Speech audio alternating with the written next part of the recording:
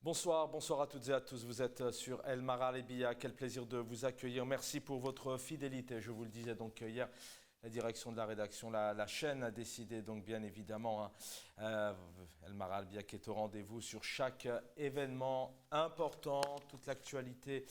Notamment algérienne, sur El Maralebia, donc 3 jours consacrés à ces feux. Ces feux, il y a un an jour pour jour, nous sommes donc le 9 août 2021, en fin d'après-midi, aux alentours de 17 heures, des incendies ont ravagé donc le nord de l'Algérie, quasi-totalité donc pour cette belle région montagneuse au cœur du Djurdjura, la Kabylie, de Tizi Ouzou à Béjaïa, entre autres en passant par Batna. Vous allez le voir sur les images dans quelques instants. On va longuement y revenir avec nos invités. Le départ en simultané de près de 70 feux. On va y revenir aussi avec des images qui parlent d'elles-mêmes. Plus de 5 jours de flammes, près de 250 personnes dont 53 militaires ont perdu la vie, des milliers d'hectares de végétation partis en fumée, sans compter les espèces animales domestiques et sauvages finies en cendres, bébés, enfants, jeunes, personnes âgées.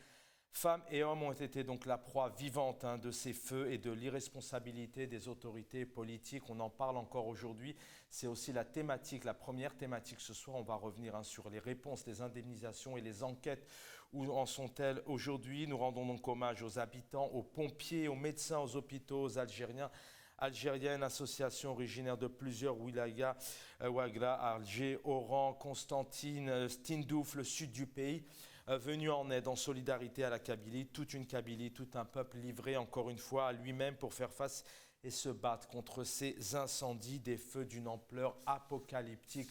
On va essayer de prendre le temps de vous diffuser des images. Au bout de 5 jours, le 13 août seulement, le président Abdelmadjid Tebboune acceptera enfin 2 Canadair français, l'Algérie ne possédant aucun Canadair et très peu de moyens, notamment en termes de pompiers, en termes de santé, en termes de protection civile. Encore une fois, le peuple a dû faire, comme par exemple pour la Covid, a dû faire appel à des moyens de fortune pour en venir à bout. Branchage, seaux d'eau, des citernes, des camions-citernes, des pelles et de la terre pour tenter d'éteindre ces feux.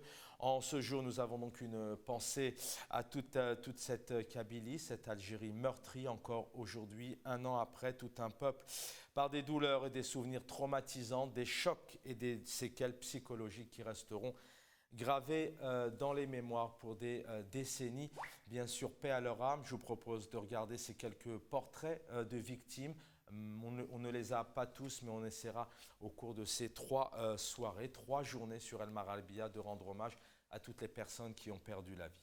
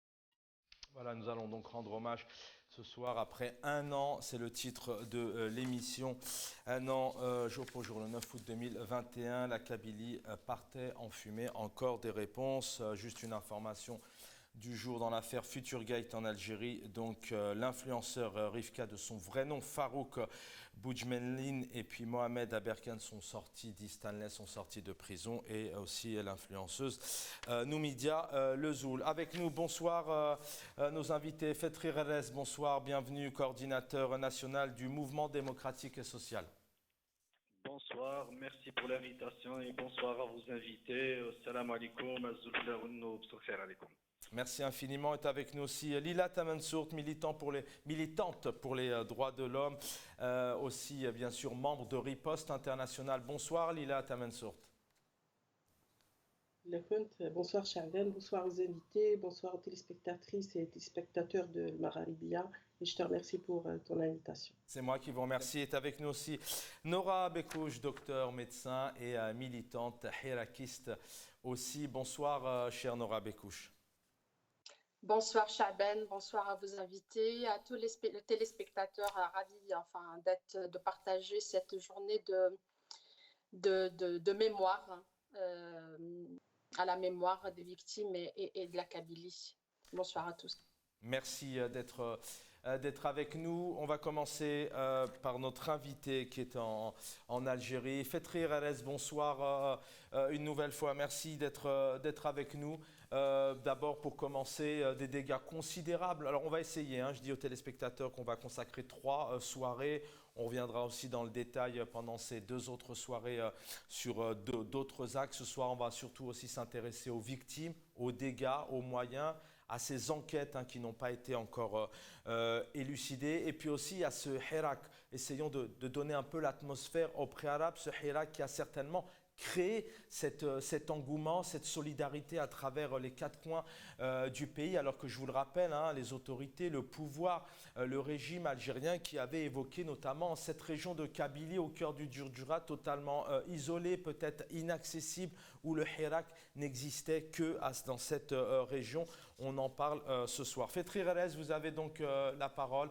Un an après, il y a toujours autant de douleurs et de questions. Oui, il y a toujours autant de douleurs. Et surtout qu'on a affaire maintenant à un pouvoir qui continue à faire la même chose, c'est-à-dire qui continue à adopter une politique qui va dans l'opposé des intérêts et des aspirations des Algériens. Ce qui s'est passé avec la tragédie des feux, en particulièrement en Kabylie, est venu dans un contexte politique très particulier, c'est-à-dire que c'était un moment où les Algériens ont amorcé un mouvement de contestation politique inégalé et c'était le Hirak révolutionnaire. Et ça a montré à travers les Algériens, ont montré à travers ce Hirak une capacité extraordinaire à créer un élan de solidarité, important après la tragédie qui a touché surtout la Kabylie et d'autres wilayas. Ce qui fait que ce qui s'est passé est venu dans un contexte très particulier, c'est-à-dire qu'il y a un pouvoir qui continue à adopter une attitude irresponsable et criminelle et qui a montré que depuis toujours qu'il a construit un régime, une logique d'État qui est orientée vers la consécration des intérêts étroits au détriment des aspirations et des intérêts des Algériens et de leur sécurité, parce qu'ils n'arrivaient pas en vérité à protéger des Algériens, à apporter un soutien réel aux Algériens. On a vu par rapport à ce qui s'est passé dans la tragédie des feux de Forêt en Kabylie, et elle s'inscrivait dans la continuité, parce qu'on a eu ça avant. On a eu ça avec le tremblement de terre, le séisme de Boumerdès, avec les inondations de Bab el-Oued, ce qui s'est passé toujours dans ces conditions. Ces événements tragiques ont démontré que le pouvoir ou le système en place, c'est un système qui est en réalité, qui s'est construit autour intérêts qui vont dans le sens opposé des intérêts des Algériens. Et à l'opposé de tout ça, il y a eu le peuple algérien qui a exprimé une maturité politique extraordinaire à travers le Hirak et à travers la solidarité des Algériens et la solidarité surtout apportée à la Kabylie. Et voilà, c'est un modèle, un autre paradigme. Les Algériens, à travers leur lutte, ils sont en train de consacrer un autre paradigme, un autre modèle, une Algérie démocratique, une Algérie solidaire, une Algérie qui est dans la continuité de notre tradition, je dirais révolutionnaire, tradition de lutte, la tradition qui a en réalité qui a commencé avec la lutte contre le colonialisme et qui a surtout été consacrée par notre glorieuse révolution. Les Algériens veulent en réalité une Algérie qui va dans ce sens, une Algérie démocratique, une Algérie solidaire. On a une Algérie qui est assise sur quelque chose qui s'appelle la légitimité populaire, alors que le pouvoir en place, c'est un pouvoir plutocrate, un pouvoir autoritaire, un pouvoir qui construit tout pour consacrer la domination une caste minoritaire qui vient s'accaparer du pouvoir, s'accaparer des richesses, et orienter tout ça dans la reproduction d'un système néocolonial au service d'une caste qui est dans la continuité, je pense, ce qu'ils sont en train de faire et ce qu'ils ont fait et ce qu'ils veulent faire, c'est inscrire l'Algérie dans une logique qui va à l'opposé des principes de notre histoire et de notre glorieuse révolution. Voilà. Et en réalité, le moment de cette tragédie a encore démontré la faillite de ce système, la faillite de ce pouvoir, un pouvoir ou un système qui arrive à importer 60 milliards de dollars, c'est-à-dire surfacturé, c'est-à-dire c'était des surfacturations, à importer 16 millions de dollars de chewing-gum, plus de 200 milliards de dollars, 16 millions de dollars de chewing-gum, plus de 200 millions de dollars d'importation de pommes. Il n'arrive pas à avoir des Canadaires pour secourir des Algériens. Et voilà, c'est des choix qui ont été faits, des choix qui vont en réalité à l'opposé des intérêts des Algériens. Et ce qui fait que la tragédie qu'on a vécue, c'est une tragédie qui démontre la faillite de ce système. Et c'est pour ça que le Hirak a raison. Il faut, pour construire une Algérie démocratique, une Algérie qui sécurise les Algériens, il faut en finir avec ce système. Il faut aller faire une rupture finale avec ce système et consacrer la vraie démocratie, une Algérie qui est en réalité au service du peuple algérien et du citoyen algérien.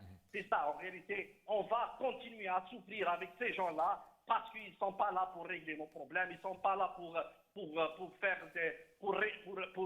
mettre l'Algérie dans la bonne voie, ils sont là pour défendre leurs intérêts étroits, leurs intérêts qui sont en réalité les intérêts d'un régime autoritaire, antinational. Voilà, Merci, Maître Reles. Je vais revenir vers vous. Est-ce que je peux vous garder encore quelques temps? Oui. Merci infiniment. Est avec nous Lila Tamansour, vous étiez dimanche place de la République puisque un hommage a été rendu notamment pour ces 250 victimes qui ont perdu la vie dans le cadre de ces feux, l'écologie, les végétaux, la faune, la flore. Bien évidemment, Jamel Ben Smaïl, son père aussi, qu'on aura le temps d'évoquer, d'entendre ce soir, demain soir et après-demain soir. Vous l'avez ressenti, vous, encore dimanche, ces dégâts, ces pertes humaines, c'est toujours aussi douloureux. Et puis ces Algériens et ces Algériennes qui restent sans réponse, j'ai envie de dire, comme une grande partie, malheureusement, des dossiers et des enquêtes en Algérie. Lila Tamansour, est-ce que vous m'avez entendu? Oui. Ah, alors un petit souci de connexion. Nora Bekouche, vous m'entendez? Oui, je t'entends. Très bien, merci d'être là. J'ai envie de dire, c'est la même question puisque vous étiez là aussi dimanche après-midi et puis aussi on parlera en fin d'émission de ce rassemblement qui a lieu jeudi. Oui, on était là dimanche justement pour commémorer la première année des incendies criminels en Kabylie, rendre hommage aux victimes, نترحموا عليهم et rendre hommage à ceux qui sont malheureusement succombés à ces incendies et rendre hommage à toutes les victimes, hein. Leur dire le seul message ou peut-être deux messages, leur dire qu'on n'oublie pas et qu'on continue la lutte pour obtenir la vérité et enfin la justice pour eux et pour toutes les victimes de ce régime, hein. C'est comme a dit Fethi Harres, ce régime-là, cette tragédie nationale, les incendies de l'année dernière témoignent d'une seule chose, nous conforte un petit peu que le régime il est dans sa trajectoire. Et puis nous pousse ou nous encourage à continuer notre combat et notre lutte pour la vérité, pour la justice et pour un état de droit pour tous.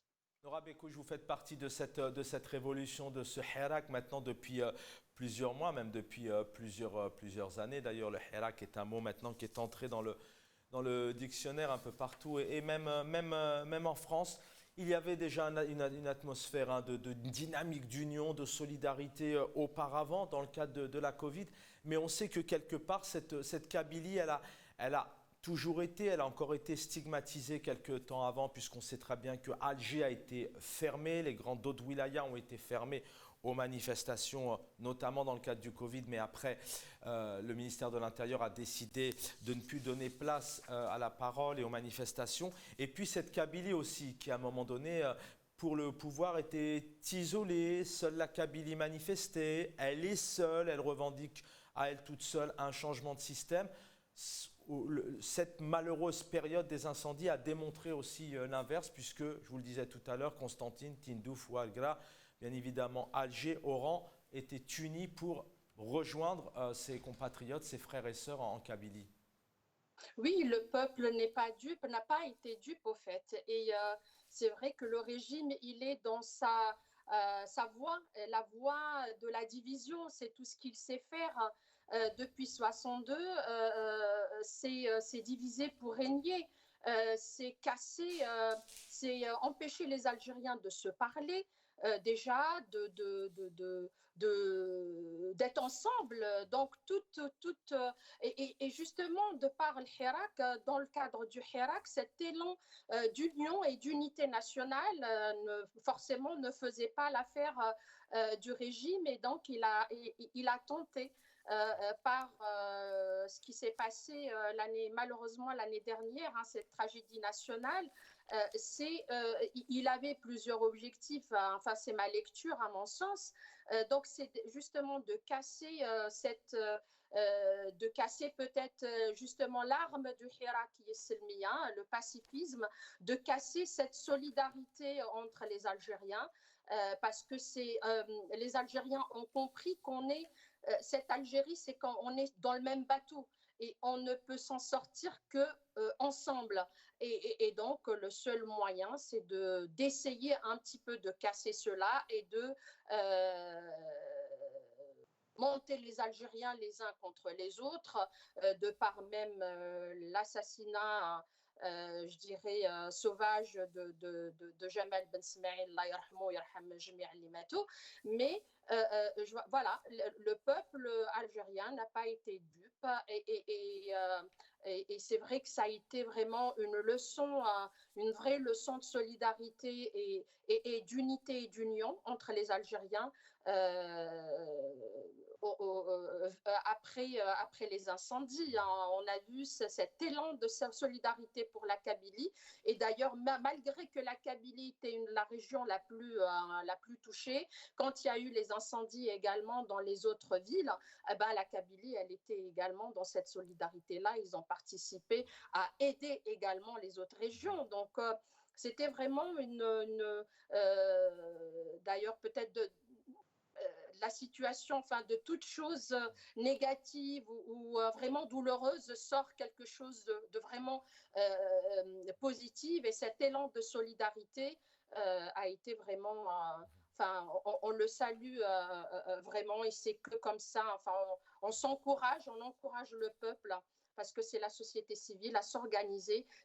L'Algérie ne sera sauvée que par son peuple. Merci. Donc, Restez avec nous, Nora Bekouche. Effectivement, on aura le temps aussi tout au long de ces 3 soirées de vous faire visionner des images, puisque on a des images de Paris. Il y a eu des convois qui ont été organisés. On reviendra aussi sur ces convois qui, à un moment donné, étaient aussi bloqués, notamment par les autorités, par l'ambassade ici à Paris, car le but, c'était lorsque les associations acheminaient du matériel, c'était notamment aux autorités de les dispatcher. On l'a vécu aussi dans le cadre de la Covid. Juste quelques secondes, des images qui ont fait polémique. Je vais vous les commenter. Vous allez voir, je vais demander à Abdellah, voilà, en régie de m'envoyer cette vidéo. Vous allez voir donc à l'écran, voilà, ces feux qui partent simultanément. C'est dans la wilaya de Béjaïa, si je ne me trompe pas. Et vous allez voir ici qu'on a plusieurs feux qui partent simultanément à différents endroits. Et à un moment donné, ça va même s'embraser par le haut. Ce sont ici des images qui ont fait le tour des réseaux sociaux, qui ont suscité polémique, et certains ont même affirmé, ont même dit qu'ils avaient aperçu quelques heures auparavant les hélicoptères survoler cette région montagneuse en balançant, en larguant notamment certains produits.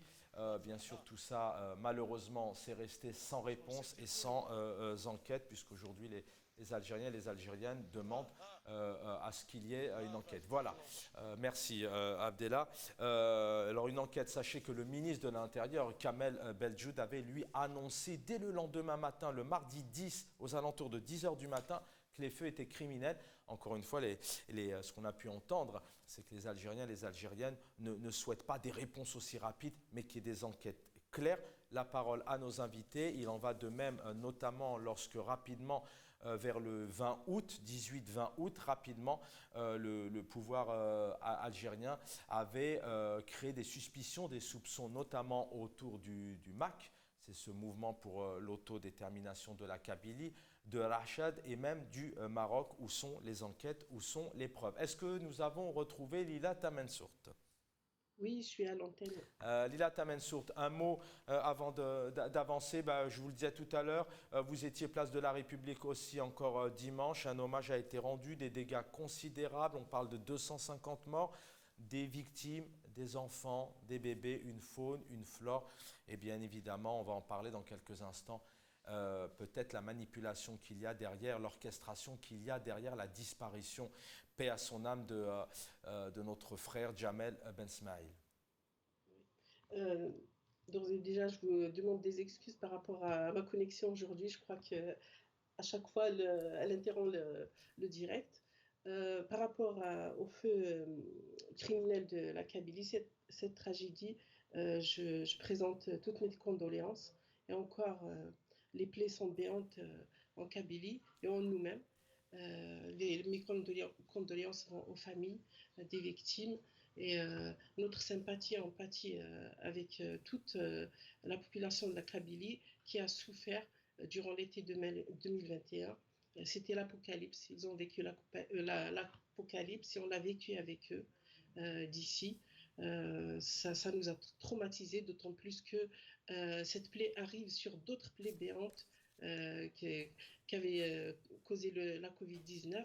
Et en même temps, toutes les actions criminelles qui ont été menées dans cette région depuis des décennies. Et jusqu'à aujourd'hui, les enquêtes n'ont pas été concluantes et n'ont révélé aucun résultat pouvant atténuer ou apaiser les familles et faire leur deuil. Donc effectivement, Chaven, dimanche, nous avions appelé un rassemblement à la place de la République pour commémorer toutes ces victimes, ainsi que Jamel Ben Smaïl qui a été instrumentalisé à l'occasion pour que la Kabylie reste isolée. Et ce qui est dramatique, c'est que cette politique de la terre brûlée, en temps de guerre, elle est utilisée pour que, en terre ennemie, pour que l'adversaire soit mis à terre. Donc c'est une preuve de plus que ce pouvoir en place considère la Kabylie comme une terre ennemie. Il ne la considère pas comme partie prenante de l'Algérie, d'où toutes ces propagandes, manipulations, tous ces crimes menés depuis l'indépendance. Donc nous, aujourd'hui, nous revendiquons et nous demandons à ce que toute la vérité soit faite sur tout ce qui a été mené en Kabylie comme action discriminatoire et criminelle. Donc à la place de la République, malgré que c'est une période de vacances, il y a eu des citoyens habitués de la place de la République et même d'autres qui sont venus rien que pour commémorer ces incendies criminels, ces événements dramatiques qui ont endeuillé non seulement la Kabylie, mais toute l'Algérie entière, étant la Kabylie une partie prenante de l'Algérie. Le Hirak l'a prouvé à plusieurs reprises. Et grâce au Hirak, justement, cette Kabylie a été replacée et même considérée comme avant-gardiste de toutes les luttes démocratiques dans le pays. Et nous continuerons à lutter pour cette pour cette Algérie algérienne, pour que le pays des droits et un état de droit soit instauré et pour que ce pouvoir puisse remettre le pays en main des enfants valeureux et vaillants. Et je suis aussi heureuse qu'il y ait eu des détenus ou même des otages qui ont été relaxés hier, malgré que on sait très bien les manœuvres du pouvoir et s'il relaxe d'un côté, il va emprisonner d'autres ou il a d'autres considérations. Mais nous en sommes heureux pour ces jeunes et tous ces pères de famille qui reviennent parmi les siens. Merci Lila Tamansour. Je reviens vers vous dans quelques instants. Vous l'avez vu, hein, vous le voyez sur ces images à gauche de votre écran. On diffusera, parce que le temps passe vite, place aux invités, on diffusera des extraits avec les mots forts, les larmes aussi des Algériens et des Algériennes dans cette région de Kabylie qui ont souffert. On voit aussi aujourd'hui la présence, hein, notamment du pouvoir, des autorités, pour rendre hommage, mais la question qui se pose aussi, où était-il le 9, le 10, le 11, le 12, le 13, le 14, le 15, sans Canadair, sans moyens, et je le rappelle, hein, il a fallu attendre 5 jours pour que Monsieur le Président de la République, Abdelmadjid Tebboune, prenne la décision d'envoyer, de dire oui à Emmanuel Macron sur 2 Canadair pour limiter les dégâts, mais malheureusement, c'était trop tard. On va écouter ici, on va y revenir dans un instant avec Fethi Relles, puisque les Algériens et les Algériennes attendent des réponses, des indemnisations, des compensations, des réponses aux enquêtes. On va écouter ici le Premier ministre Ben Abdelrahman qui parle de compensation et d'indemnisation. اسمح لي يا سي الوزير اسمح لي الله يحفظك معليش ما راكيش مليحه يا با بروبليم شوف الجزائر كامل شوف كاع الجزائر راهم مضرورين بالشيء اللي صار ورانا هنا ان شاء الله شوف والله غير كل شيء اللي مات الشهداء الله يرحمهم باقي بارك الله فيك راك على بالي انا شفت انا نروح نشوف انا رايح نشوف اطلع الخليج اطلع الاربعه تيرات انا شوف هذه كارثه وطنيه اسمحي لي مدام مدام الله يخليك على خير عنده كاع لي انفورماسيون عنده كاع لي انفورماسيون رانا شوف رانا كامل والله كامل قلبنا راهو الشهداء اللي ماتوا كامل والله ما رانا شوف كل امكان شوفي مدام لا شوفي الجزائر كامل راهي بارك الله فيهم خوتنا من كل جهه من الصيف من كاع ما راهم كاع لا مدام بارك الله فيهم لا المواتى الله يرحم الله يرحم الشهداء كلات كلش الله يرحم الشهداء ناس دي فامي توتو مدام دفن العباد هذا الشيء اللي صرا والله ما خلينا نرقدوا شوفوا باذن الله تعالى احنا ماشي لكن هربنا الحمد لله يا رب الحمد لله صح نعم الكارثه كبيره معايا في الفورماسيون لا شوف راه كل امكانيات انتشره واحده كل امكانيات شوف ضرب النار على كل جهه بارك الله فيك كل امكانيات هذه والله شوف لا ديفيكولتي. Voilà, vous avez ici à l'écran donc quelques unes de presse. Voilà, 1 million de dinars aux familles des victimes. Abdelmadjid Tebboune, voilà, qui annonçait notamment le président Tebboune donne des instructions pour indemniser les victimes. Avec nous, Fethi Relles, rebonjour Faychar Fethi, bienvenue une nouvelle fois. Ce qu'attendent toujours les Algériens, ces enquêtes. Vous pouvez réagir une nouvelle fois là-dessus, c'est de coutume malheureusement en Algérie. Et puis un mot aussi hein, sur cette place à Ban Ramdan, l'Arvana Thirethen, où ce jeune Jamel Ben Smaïl a été lâchement assassiné. On parle d'orchestration, on parle de manipulation, même si encore aujourd'hui, malheureusement, il n'y a pas d'enquête, puisque le but, c'est pas de spéculer, mais d'avoir des réponses précises. Nous sommes gouvernés par le mensonge. Nous sommes gouvernés par la manipulation politicienne. Nous sommes gouvernés par une caste qui va saisir toutes les occasions pour retourner la situation à sa faveur contre le peuple algérien. On ne peut pas avoir confiance à des gens qui n'ont jamais réglé les problèmes des Algériens. Au contraire, ils sont là pour gérer les problèmes et leur seul objectif, c'est de se reproduire. Est-ce qu'ils peuvent répondre aux interrogations des Algériens sur quelque chose qui est important et essentiel par rapport à ce qui s'est passé dans cette tragédie? Pourquoi cette tragédie a pris cette dimension?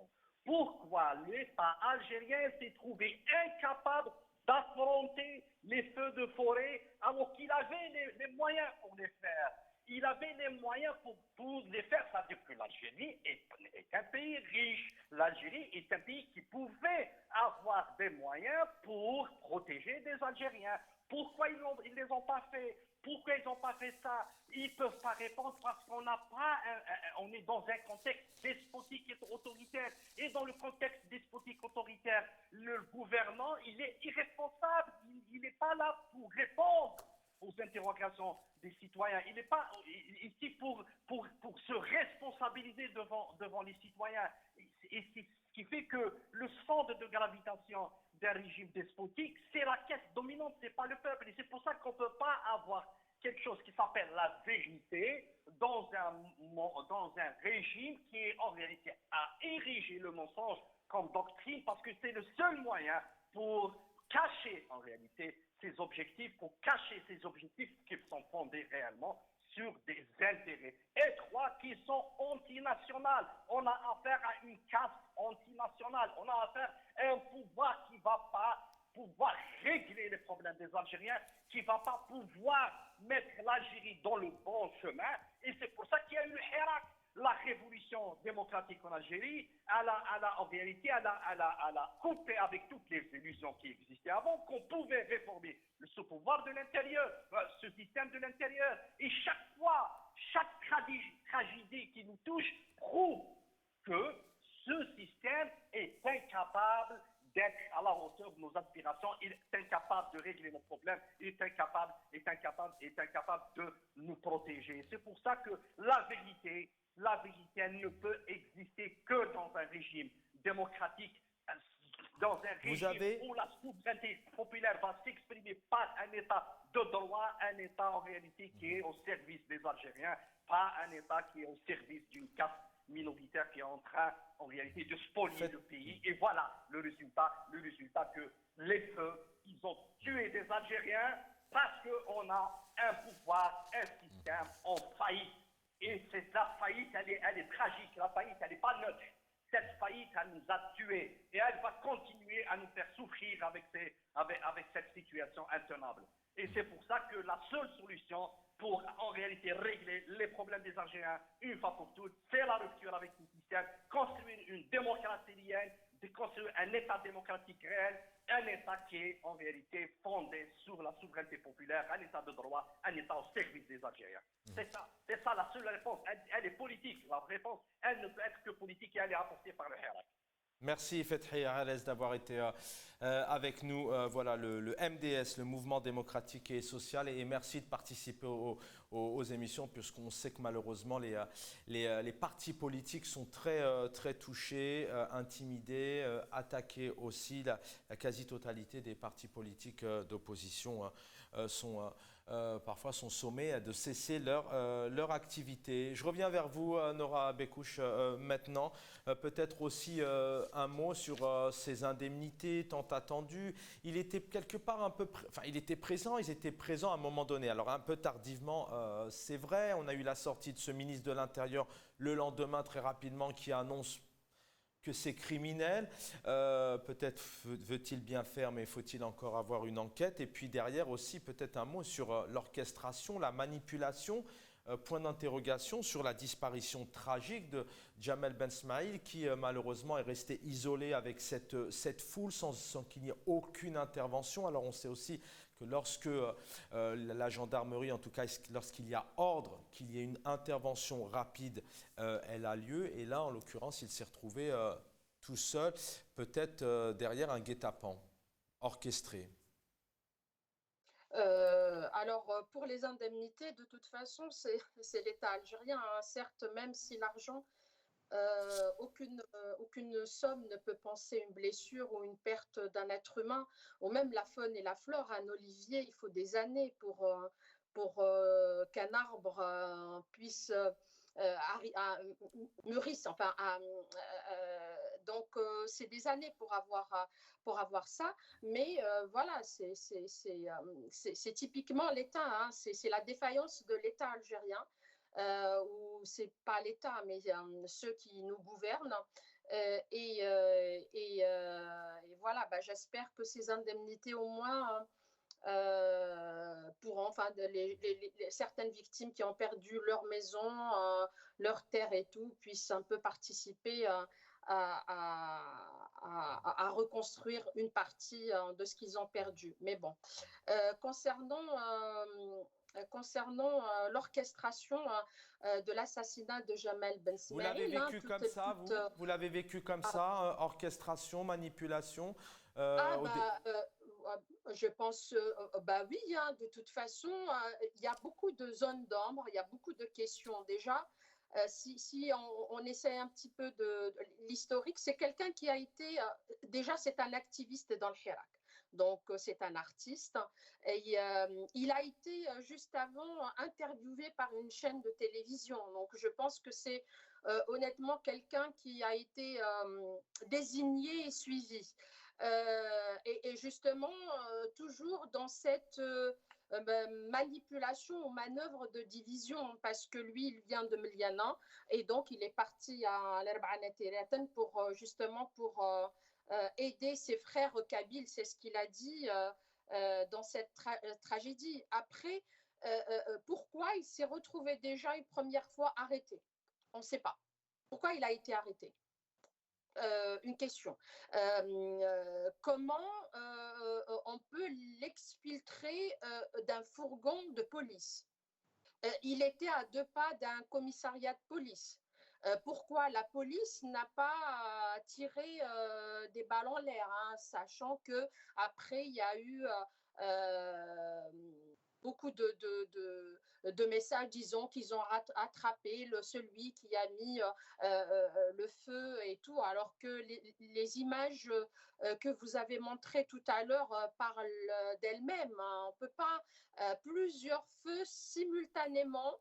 Ne peut pas être comme ça. C'est la seule explication, c'est qu'elles sont d'origine criminelle, hein, et qui est derrière ça. D'autant plus rapidement, le 18 d'ailleurs, le 18 août, voilà précisément, c'est nos confrères du Parisien en France et Le Monde et même Libération qui parlaient de ces incendies liés à une mouvance terroriste, et ils évoquent notamment, entre autres, le MAC et Rachad, et puis derrière aussi le Maroc a été attaqué rapidement, encore une fois, au bout de quelques heures, entre le 9 et le 18, il y a à peine 10 jours. Oui, c'est peut-être justement cette région de la Kabylie. Le pouvoir veut l'isoler. Il a toujours voulu aussi un peu surfer sur le mouvement séparatiste et tout mettre sur le dos du MAC ou de Rachid ou même le Maroc. Normalement, une enquête devait être ouverte, mais on sait très bien comment sont les enquêtes en Algérie. Et pour vraiment tirer ça au clair, mais sur quelle preuve, sur quelle base ils disent c'est ceci, cela, ça n'a aucun sens. Si on reprend un petit peu les événements et même du mouvement Hirak, que les manifestations sont restées, c'est vrai que dans cette région qui a longtemps résisté, on comprend très bien, enfin on connaît la nature même du régime algérien et on sait très bien qui est derrière cela. Nora Bekouche, avant de vous libérer, on y reviendra demain soir, j'y reviendrai et après-demain.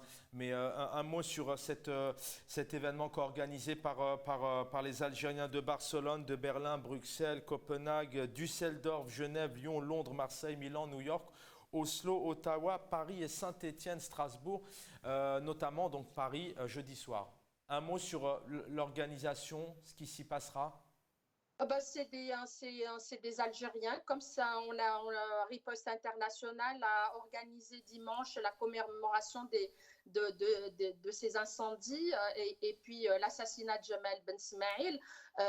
Pareil, les Algériens, la diaspora organise jeudi dans plusieurs villes commémoration pour rendre hommage aux victimes des incendies et et à Jamal Ben Smaïl. Et toujours le message, c'est de dire on n'oublie pas et que la lutte continue.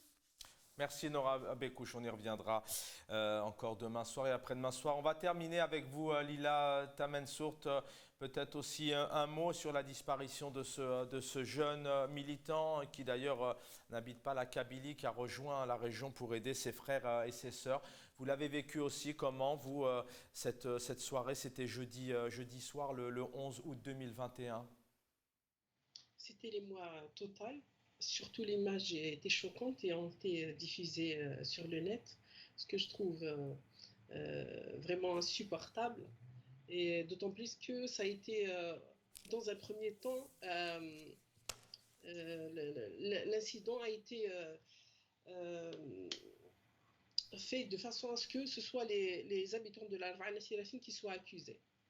Donc heureusement qu'il y avait des citoyens intelligents, et l'intelligence collective aussi a agi de façon à ce que la vérité éclate. Des personnes qui étaient compétentes en informatique, qui ont analysé les images et ont vu toute la série de déplacements qu'il y a eu durant l'acheminement du défunt, de la victime.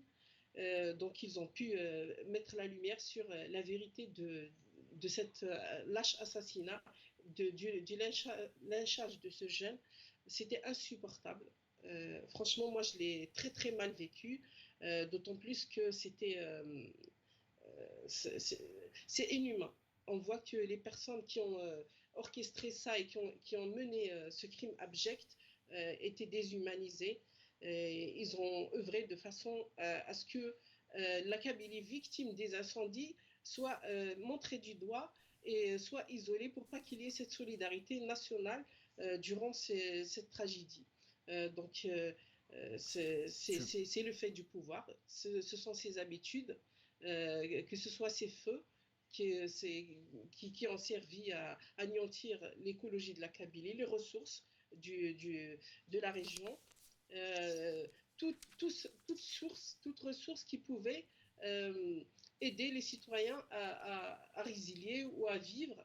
Donc, ils ont coupé toute possibilité pour cette région pour survivre, pour continuer aussi. C'est une punition, c'est clair et net que ça vise à vraiment punir la Kabylie qui a maintenu, comme vient de dire la camarade, la flamme du Hirak. Même en temps de la Covid, il y a eu des initiatives par-ci par-là et la flamme a été maintenue. Donc pour punir cette région, eh bien, ils ont utilisé en dernier recours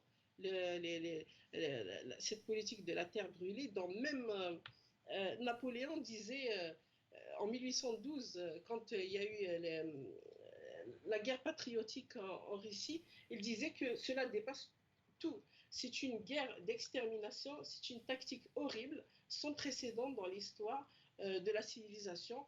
Brûler ses propres villes, le démon inspire ces gens barbares. Quelle résolution farouche, quelle audace. Donc, merci. C'est savoir à quel point cette junte au pouvoir est déshumanisée. Elle n'a aucun intérêt pour le peuple, vraiment. Le peuple, pour eux, c'est des pions sur un échiquier qu'ils utilisent, et notamment la Kabylie, Merci. pour régler leur guerre clanique et pour se pérenniser au sein de ce pouvoir.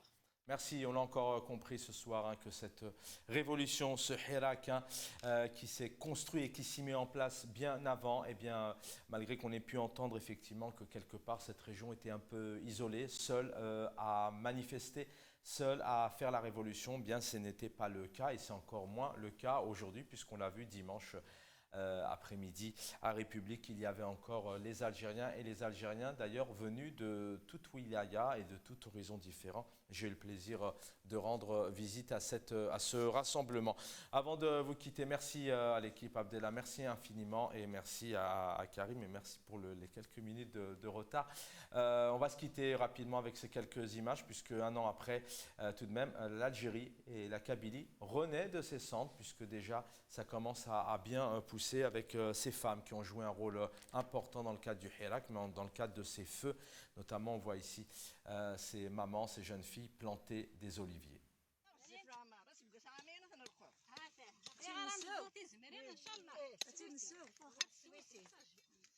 كلمتات يا وانت قبيليين كلمتات سنتاكوس كلمتات خدممت كلمتات عيونمت ادنا رجلي قدنا اسير مرموداوم ادنا اين دجن الزوده في الرقم اين الا انت جديد الى قصيد نحيون الى قص نخدم تموت وجه الخدمه كلمتات قبيليين ما تموت نفوت اتصدق يسمى كافي سفرين